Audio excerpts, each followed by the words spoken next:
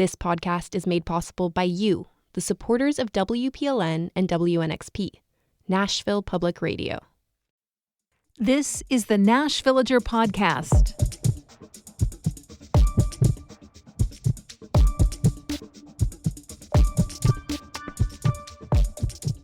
It's May 27th, 2025. On this day in 1987, the TV show Nightline aired an interview that instantly became kind of iconic. Years later, host Ted Koppel would call it number one out of the roughly 6,000 episodes of his news show. And what was it? An interview with televangelists Jim and Tammy Faye Bakker. For weeks prior to that interview, rumors had been swirling. First, there was the accusation that Jim had drugged and raped a church secretary, then paid her to keep her silence. And then, as others in their PTL ministry looked into that, they found signs that money was missing. Money that people all over the nation who watched the Bakkers' daily religious show had donated to PTL. On the very day of that Nightline interview, another televangelist who'd also been their business partner, Jerry Falwell, held a press conference to disparage them. It was a soap opera. The whole nation was watching and invested. And the Nightline interview was the moment everyone had been waiting for, to see what this famous, and by that point widely ridiculed, couple would say. They tried to put a brave face on, but their experience smiling and singing to the camera didn't prepare them for real questions from a seasoned journalist. In many ways, it was the end of that chapter of their lives. I'm Nina Cardona, and this is your daily digest of what's happening around Middle Tennessee with historical context from Nashville Public Radio, WPLN News. The 80s were a wild time for religion in this nation. The first part of the decade saw TV preachers really come into their own and grow into super slick operations. And by the end of the decade, a lot of them just sort of blew up. There was the spectacular decline of the Bakkers. In the same year, Oral Roberts preached on his show that he'd be called home to heaven unless his viewers donated $8 million. That turned into a financial scandal of its own. The following year, in 1988, preacher Jimmy Swaggart was accused of visiting a prostitute. And out in the flashy and incredibly photogenic Southern California megachurch known as the Crystal Cathedral, preacher Robert Schuller was accused of lying to manipulate followers in his fundraising materials, claiming the shockwaves from all the other guys' misdeeds had led to money shortages in his ministry as well. It all felt pretty distasteful. And a lot of faithful Christians were bothered that this was the most public face of their belief system. What the TV preachers did on their shows, it always felt fairly disconnected from a normal Sunday service at a neighborhood congregation. But as long as those TV guys just stuck to their own broadcasts and stayed out of the news, the normal churchgoer could ignore them. When the scandals hit, there was no avoiding it. A lot of ordinary people felt hurt and misrepresented by those bad apples. That era of sensational televangelists and their downfall really puts one of the more public-facing parts of the Southern Baptist Convention into perspective. Like those TV preachers, before their crash and burn era anyway, the Nashville-based Ethics and Religious Liberty Commission has always spoken out very publicly about the evangelical take on hot-button topics. But where the TV preachers tended towards being smarmy and emotionally manipulative, the ERLC has a long history of saying those things in a more measured and businesslike way. Their job is to be part of the political conversation, to give interviews to mainstream media outlets. And for a long time, when they had leaders who were getting called to contribute to the public conversation, my impression was that a lot of more conservative Christians, beyond the Baptist denomination even, were glad to say, okay, now here's someone reasonable and respectable that's being the face of our faith in this moment. But in recent years, some Southern Baptists have really turned on the ERLC. And as the denomination holds its annual meeting in June in Dallas, that's likely to be one of the big topics of discussion. It's expected that a group of especially conservative leaders will ask for the SBC to stop funding the ERLC. That would effectively put the office out of business. This follows a major kerfuffle last year that almost ousted the ERLC's leader, Brent Leatherwood. I previously talked about that on this podcast, but if you want to take a really deep dive, I'd recommend the coverage from Religion News Service. Long story short, being the nation's largest Protestant group, the Southern Baptists, of course, include people with a range of opinions on all kinds of matters. Politically, Baptists tend to run the gamut from centrist to highly conservative. And that right-leaning arm of the church has been making strong moves in recent years to secure more decision-making power in the convention. but the ERLC can be more tempered and moderate, and that's angered a lot of the conservatives. Well, ahead of the big meeting where all of this is likely to come to a head, 10 former presidents of the SBC are voicing public support for the commission. Last week, they published an open letter online. In it, they acknowledged that diversity of opinion among Baptists. They say the commission continues to have an important role to play by speaking up for religious values in the public discourse. And if the commission needs changes, the past president suggests it's better to make small adjustments to the existing organization than to dismantle it entirely. Or, as the letter puts it, a sledgehammer is not the tool for adjusting a mirror. The annual meeting of the Southern Baptist Convention begins June 8th in Dallas, Texas. In just a few minutes, the story of homegrown talent in the band Bean, which formed at Belmont University. That's coming up after the newscast.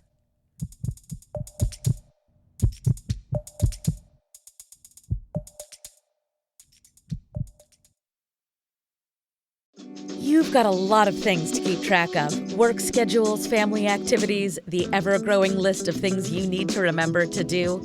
Updating the credit card or banking information for your sustaining membership may have slipped your mind.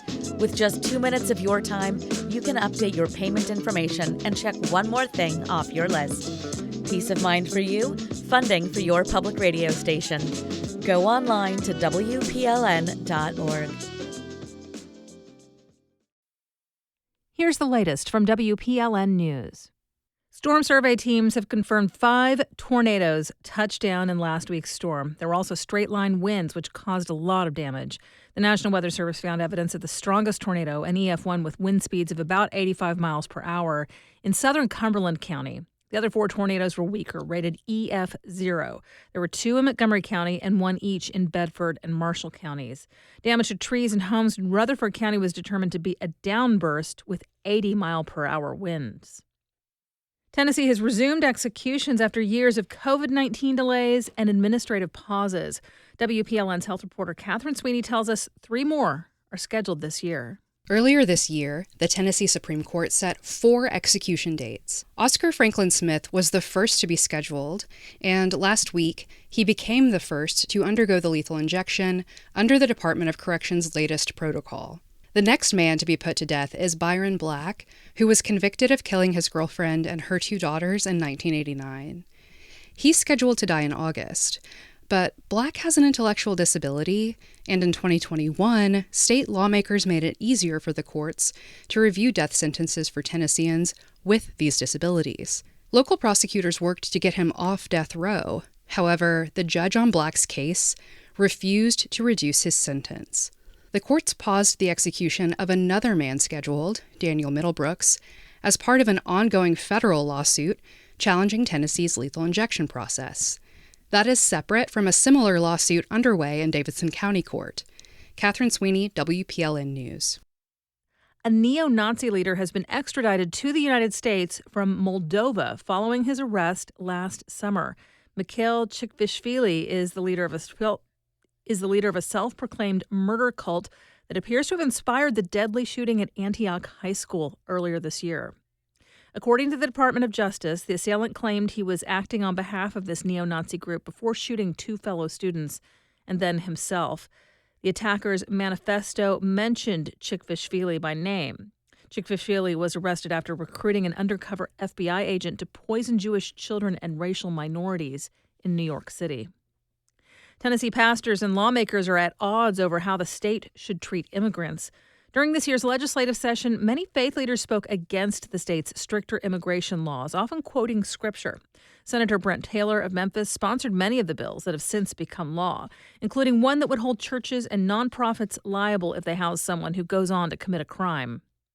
If they are an illegal alien, they're here illegally, they are a criminal in and of themselves. And I would ask the faith leaders, do you also see it as an act of your faith to aid child pornographers or murderers or rapists to help hide them from law enforcement? The answer would be no. Earlier this year, Taylor walked out of his home church because a pastor criticized the Trump administration ending sanctuary policies for churches. Some evangelical faith leaders have drawn similar backlash for opposing Trump's immigration policies when their congregations back the president. Detectives in Murfreesboro are looking into the death of a pedestrian who was struck by a train. Police say the 19-year-old man climbed through the boxcars of a stopped train with a bicycle and was struck by a train traveling in the opposite direction while reaching for the bike. The incident occurred Friday near West Main and Overall Streets. 2 bystanders are being called heroes for rescuing a man from the Duck River in Murray County. The local fire department says an adult man with autism was swept downstream from a boat ramp. 2 men jumped in to help and were also swept along, ultimately making it to the riverbank where they were rescued by boat. The 4 hotels most in demand for hosting a meeting in North America are in Nashville.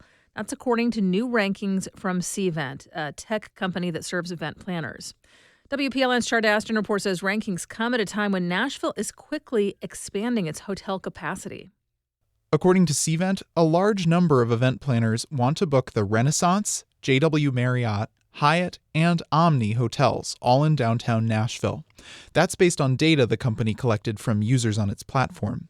Cvent also ranked Nashville 4th in a list of top event destinations in North America. And Nashville's hotel industry seems to be responding to that demand. The market research company STR says Nashville will add more than 2,000 new hotel rooms this year, more than any other U.S. city other than New York. But if you're wondering whether all this new capacity means Nashville might land a Super Bowl, that's still a ways off. Super Bowl hosts need to have a stadium with at least 70,000 seats, and the current Nissan Stadium is just shy of that.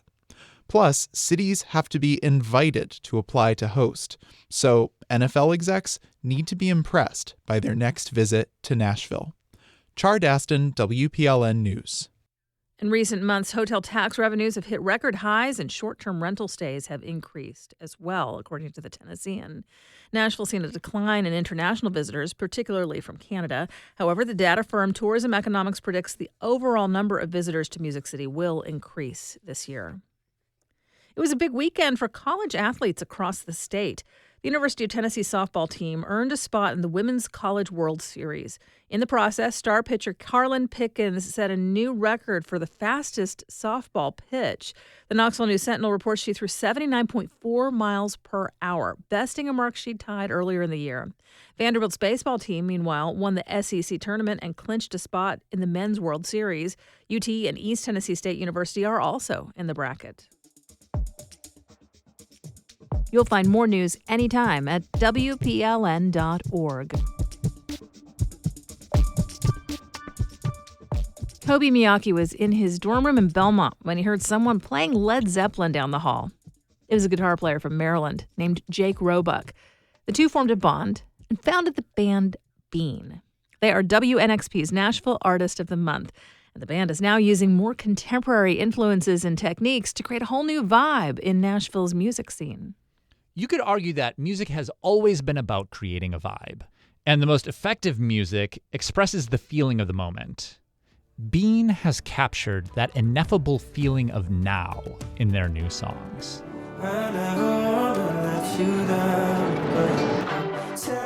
The chorus of Happenings has like 7 different lead vocals blended together, just in different parts of the room that we recorded it in.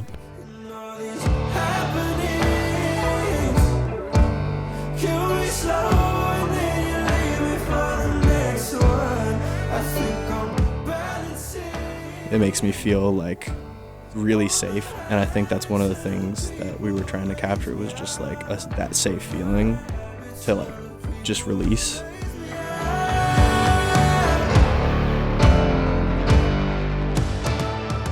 We knew that we wanted to translate emotion using production. But how do you translate raw emotion into a song? This is a question musicians have been trying to figure out since the beginning of recorded music. The first thing that Bean did was they got really comfortable playing their instruments around each other. Before they even released their first EP, they played something like 50 shows together. And they were able to do that because they were playing in Belmont, and Belmont's scene is so supportive that as a band with 0 songs in the world, they were able to play in front of audiences. That's the Belmont scene. Yeah. Just other indie artists. They played house shows. They played the corner of the room at Betty's Bar and Grill. They played the East Room. And while they were playing together, they all improved. And that's where like our trust in each other comes from. We know that each one of us cares so much and is so obsessed with doing our thing and how our thing translates into what we're trying to say in the song with tones and textures. And above all, we're just best friends who see each other every day too. So there's a lot of It's rather comfortability. convenient. It works that way. And so they go see shows together, and that informs the music that they make. Maybe the biggest influence on the band right now is McGee. We saw him twice on the last tour and just completely blew our minds.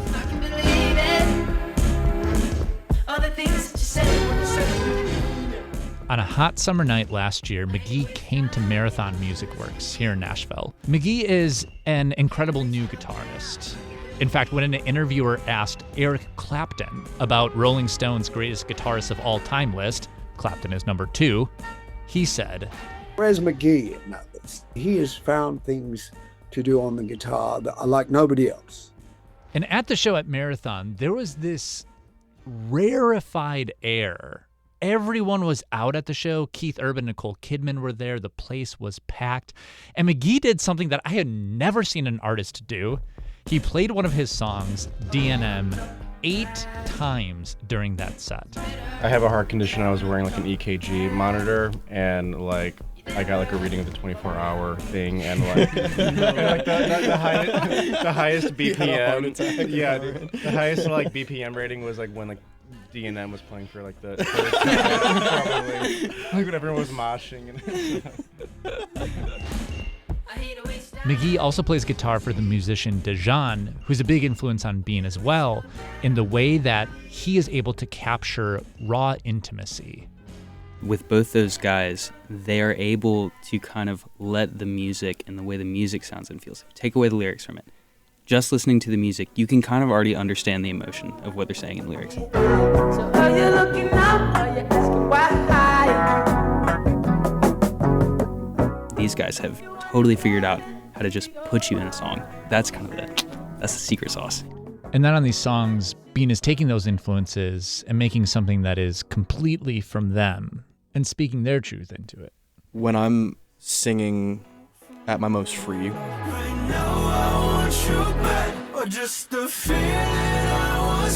I don't really care about like pitch and like exactly how like technically proficient the tone is and stuff. It's just how it makes me feel. Bean is doing something different in Nashville. They haven't even released an album yet, and here I am talking about it because they are creating something new. None of us are too in a rush with it. I think everybody believes in the project so much that, you know, we're okay really taking our time with it. And, you know, obviously it would be amazing if big things happen tomorrow, but I think that all of us just really believe in it. We're okay with just really, really, really doing it right. Yeah, we want to build a foundation that is built to last, and that takes time. From Nashville Public Radio, I'm Justin Barney.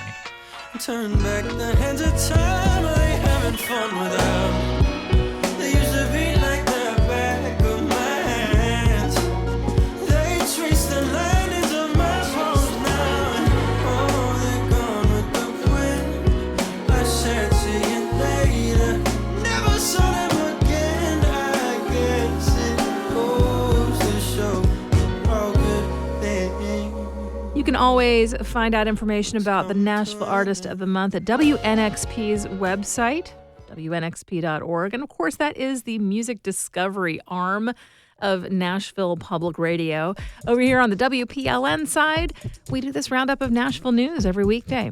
Please consider subscribing on your favorite podcasting app. And thanks so much to all of you who have left 5 stars, a thumbs up, or a review in your app of choice. A little bit of love really does tell the algorithms that more people should hear about us. And of course, everything at WPLN News is listener supported.